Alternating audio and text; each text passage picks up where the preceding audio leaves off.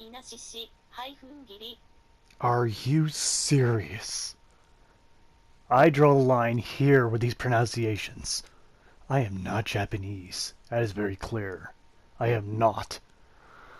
Oh, I'm gonna call this the Onishishi Kago. That's the first name of both blades. So, I'll put the full title right here. It's the, the kind of Kago Onishishi. Oh, I can't even pronounce the first name so well. Onishishi? Fuck. These names are getting a little ridiculous now, but they're supposed to play historically accurate. So yeah, that's not a case for all of them, but yeah, this name, not pronouncing it. You will not hear me pronounce it, ever in this video.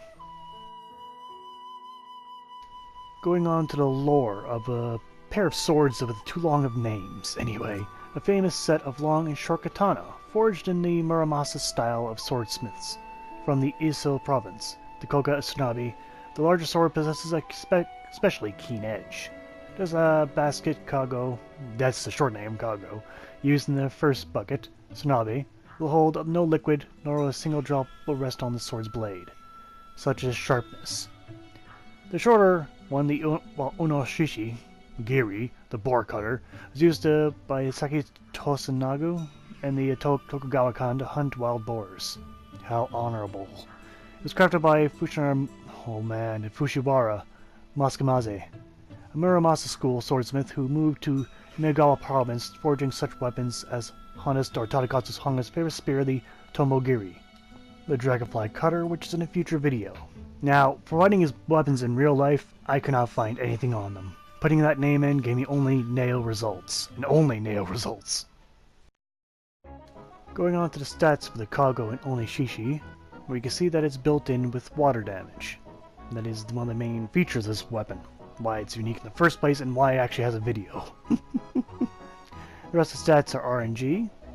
Now going on to the scaling, you can see that it's pretty much typical scaling of dual katanas, which is D+ for heart, C+ for strength, and B+ for skill. Skill I have plenty of, but it's probably one of those things I'm slowly not leveling up anymore, but no matter. All attack scales, so it's a bit irrelevant. Now I'll show a bit of a light performance here.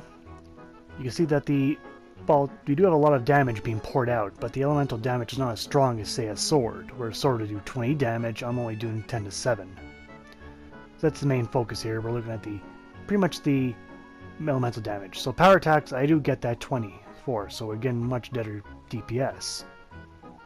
So yeah, it's pretty good. Alright, here it is after I've buffed it with some wheatstones. Now you can see it went from a 9 water to 14. So that's alright. But how well does it perform? Well, let's find out. Now, as a second performance, Bill's using it again, and we can see I was doing only 12 to 9 damage, and we saw I did 12 greater. So we cut him down rather quickly. Against Oni again. Let's see. I was doing 80 when he was downed, now I'm doing 94. A modest increase. Now, going on to the pros and cons of these weapons with too damn long of names. Well, the pros is that water damage built in, which is pretty good. And both these together have excellent DPS. Alright, simply put. Cons? There are very few unique dual swords. Not really a con on this weapon per se, but the whole set as a whole. Very few unique weapons. And the few uniques are, even fewer have effects. Such as water and fire, anyway. Going on to score. Scaling, I give a 7 out of 10. Yeah, it was average scaling. Effects, I also give a 7 out of 10. But there's only one. However, miscellaneous, I'll give it 8. Because effects on weapons with DPS is much better on weapons that don't have good DPS. At least that's my argument on that side.